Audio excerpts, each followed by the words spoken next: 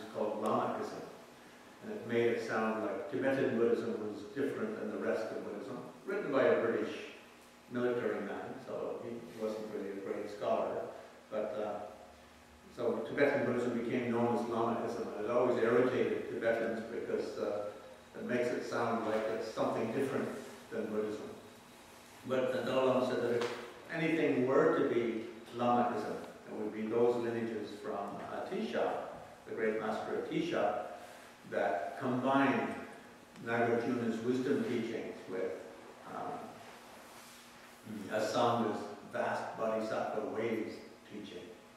And this became the basis of all schools of Tibetan.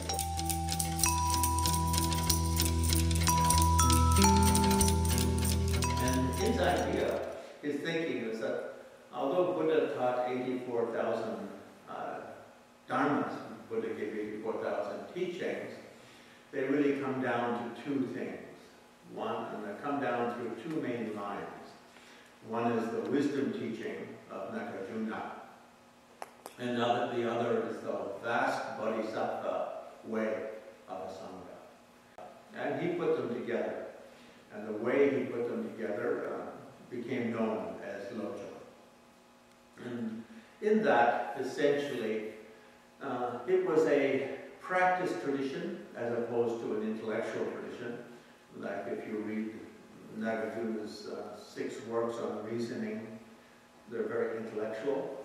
So it's not looking at Nagarjuna from the intellectual side, but instead purely from the meditation side.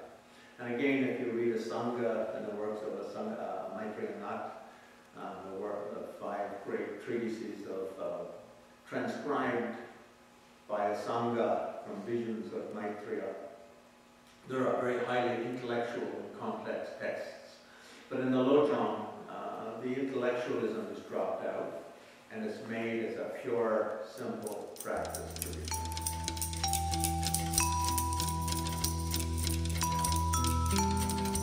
So Lojong means that. Transforming or changing your mind in 2 ways. One is becoming more emptiness wise in emptiness, and the other more bodhisattva-like. So you could say that those are the 2 aims of every Mahayana Buddhist, from the Tibetan way of thinking about things and from the way that Nagarjuna and Asanga in ancient India thought about things, the way that Tisha thought about things. So Lojong is essentially a spiritual technology for growing our emptiness wisdom and growing our universal love, compassion, bodhisattva, spirit, consciousness, something. In Tibet, there's a collection known as 100 Lojongs, which is the sort of I think there's about 50 in it, but Tibetans always round up to the nearest 100. So it's called the 100 Lojongs. But it's 100 little, 40 or 50 little texts, mostly by a Tisha and immediate disciples of a Tisha in Tibet. And they sort of package that Lojong lineage, each of them in slightly different ways. The one that I had translated into Korean, one of you was the translator of that, and at the back, Fundariga, who was a Dharma Center near her. She published it. It's known as the 7-point, or 7, how to change your mind in 7 steps, or something like 7 tips on how to change. All of those Lojong have the idea that humans have 2 main problems, 2 main obstacles to enlightenment. Like if you walk up to someone and say, would you like to be enlightened? Most people will say, sure, great, thanks, how? So from Lojong's side, there's 2 things we have to do to become more enlightened, become fully enlightened. One of those has to do with sense of self, sense of separate self. Sense of separate self of oneself, when you perceive someone else, sense of separate self of that person, and when you perceive objects, a sense of separate self of objects. like a table looks like it's separate from the universe. Stars look like they're separate from the universe, and so on. Later Buddhism referred to this as kind of the glimmer of duality, or the shadow of duality. The way that things seem to have separate nature. We seem to live in a disconnected and disjointed universe. So to be more enlightened, the first thing we have to notice is that this appearance of duality, this appearance of separateness, is in fact mere appearance. Mere appearance for the sake of convenience.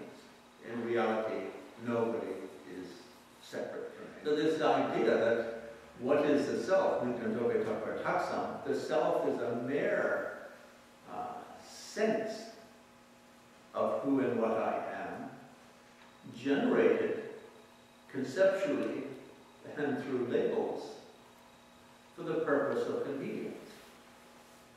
When I leave here, I need to find my actual car and not get arrested for driving away in your car. I have to go home with my friends to get to the right home, and you have to go home with your friends to get to the right home, and so forth.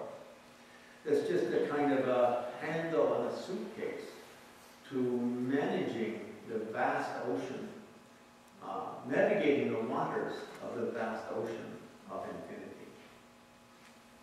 So the first training in Lojong is essentially looking at the beyond self nature. So what's the second great obstacle to enlightenment? It's the sense of kind of, I'm more important than anyone. You know, if I'm in my family, I'm the most important person in my family. We have that as a kind of feeling. We cherish, the Tibetan word for it is literally chasen, which means self-cherishing. But it literally means loving yourself more than you love another person. Loving, cherishing yourself more than you cherish someone else. So from a point of view of kind of deep wisdom, you could say, or universal wisdom, the emptiness, or the beyond self nature, is the key to enlightenment. From the point of view of harmony with the conventional world, without understanding the deeper nature of infinity, this aspect of learning to cherish, be less self-cherishing and more appreciative of others, is the big key. So most Tibetans like to start with that, sort of the meditations on love, compassion, and so on and so forth.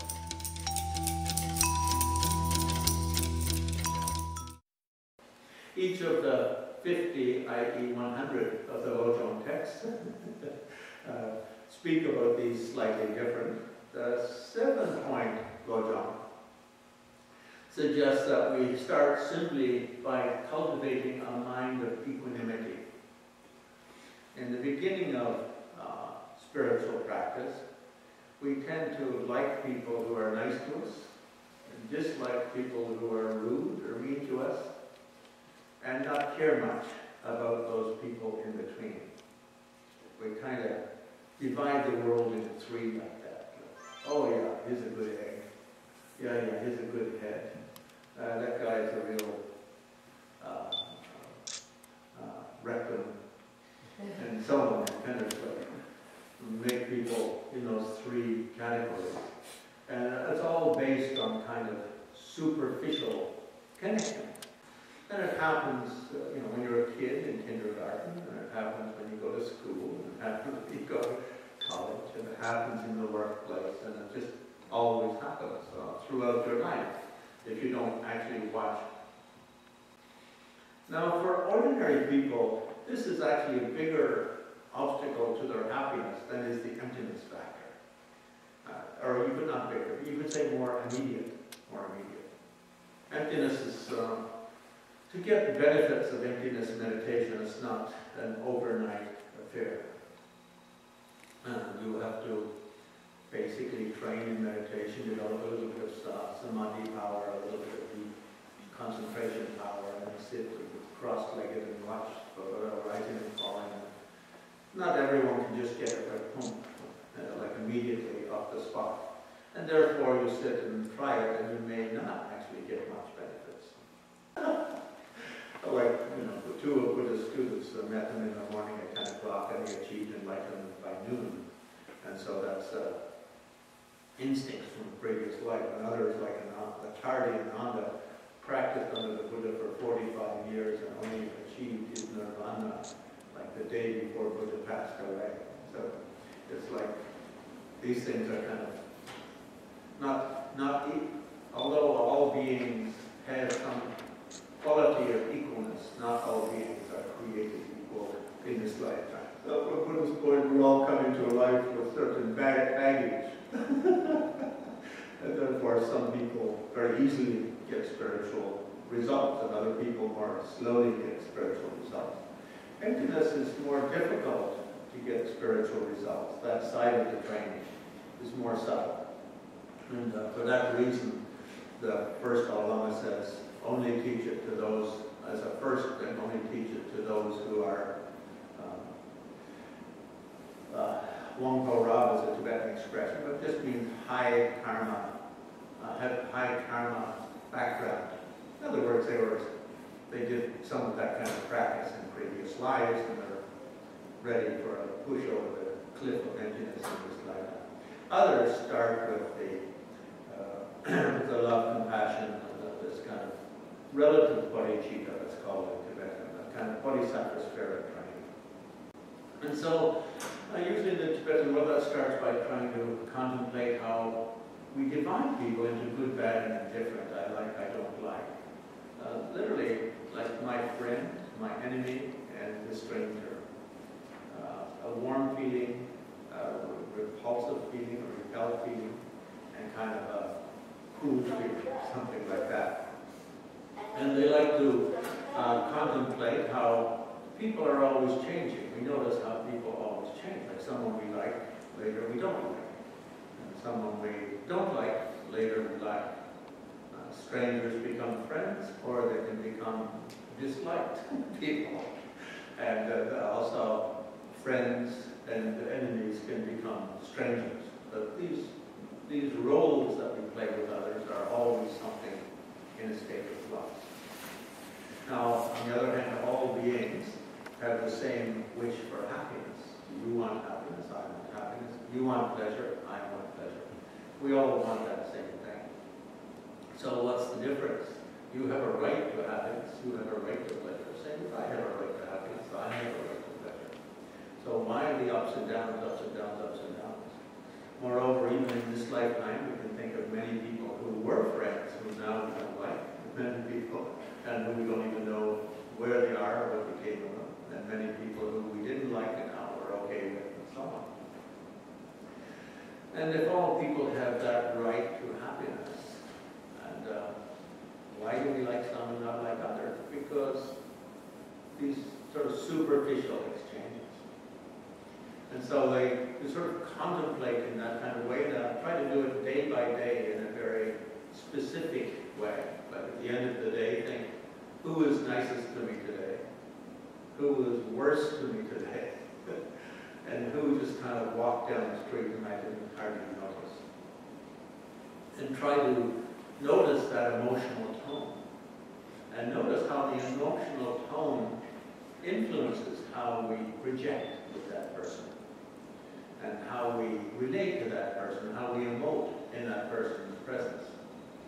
Like if someone walks up to you whom you really like, you have immediately a very warm feeling, a very big smile.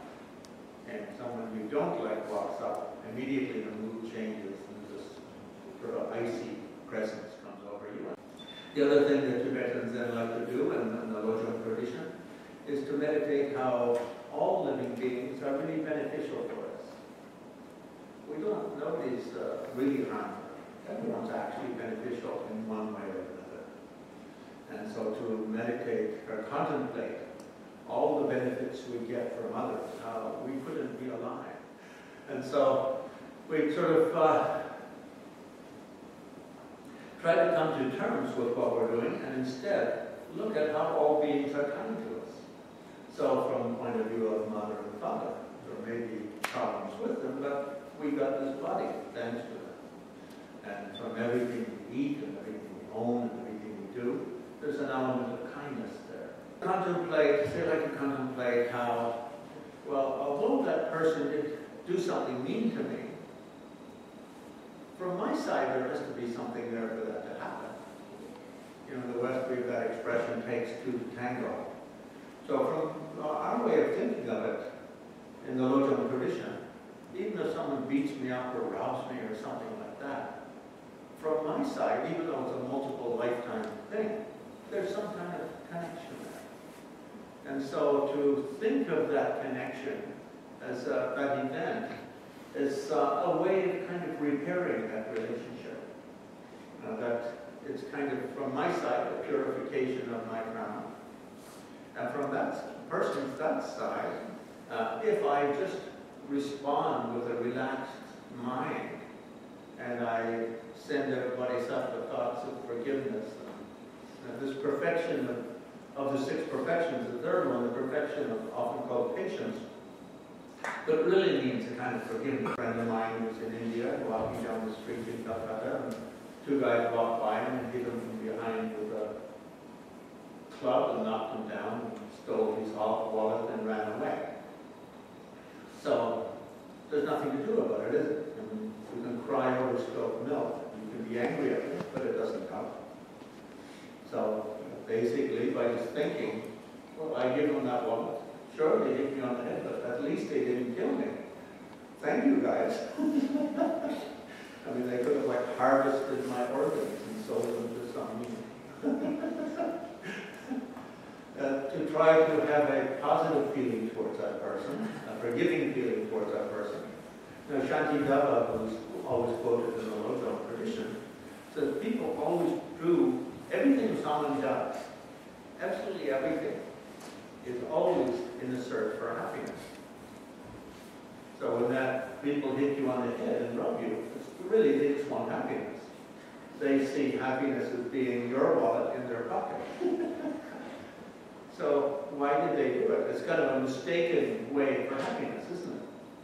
So shouldn't you be angry at someone, or have a resentment, or have a negative feeling for someone, just because they have a mistaken approach to happiness? And Lojong is considered the most important of the first training. Meditating on the kindness of everything, or the possible benefits we can get from every single thing, and how all living beings, good, bad, and indifferent, actually bring some benefit, even if they don't think they're benefiting. You know, I like to mention with Adolf Hitler, what a nice guy he was. Because if it weren't for him, my dad wouldn't have joined the army in Canada, wouldn't have gone to Europe to shoot Germans. never would have met my mom, who was British. Because after the war, he settled in England and he met my mom. But also the war killed off a lot of the good-looking young Europeans. And so it was very easy for North Americans, kind of ugly ones, to get very beautiful wives at that time. My dad wasn't so good-looking, he wasn't so tall, anything like that. He wasn't from an especially high aristocratic family. My mom was from an aristocratic family, extremely beautiful. And so thanks to Hitler, my dad could marry my mom. And I have this body of mine. I came into this lifetime. Otherwise, I'd be floating around the bardo in some hell realm or ghost realm waiting for like an appropriate incarnation. Now, Tibetans also like to think that all living beings were my mother in a previous life. And therefore, at the time as my mother, they carried me and gave birth to me and had pain for me. And so when they talk about another person, they don't say other people, they always say Masanchen, mother sentient beings, all mother sentient beings, all beings who have been my mother. So the next time someone's rude to you, just think, oh, that was my mother in a previous life. But it will mean to you, a mother in a previous life, she still didn't harm me. But at the same time, just as your mother in this life is a little rude or a little difficult, you don't hate her for it, or you don't like beat her for it or something like that. You try to have a little bit of forgiveness and a little bit of warmth and maybe a prayer that she'll improve. The first element is for most people, training first in the love, compassion, and the bodhisattva spirit brings quick results. For those of high karma from previous lives, then teach the emptiness side first, or the secret side first. In the 7-point mind training, this is called the real training. Before that, we do the preliminaries, which is things like meditating on impermanence, guru yoga, things like this, developing a relationship with a teacher, how to treat the teacher properly, how to behave around the teacher so as to get the teaching from the teacher and not just like hang out and become buddies or something like that. And sort of meditations on karma, cause effect, on self-discipline, these kind of things. And then supportive practices, what to do in post-meditation. So in that way it's given seven steps. So yeah, the Tibetan and the Indian idea is any human being with full sense faculties and has the 18 conditions can achieve enlightenment in this lifetime. Now, of course, not everyone does.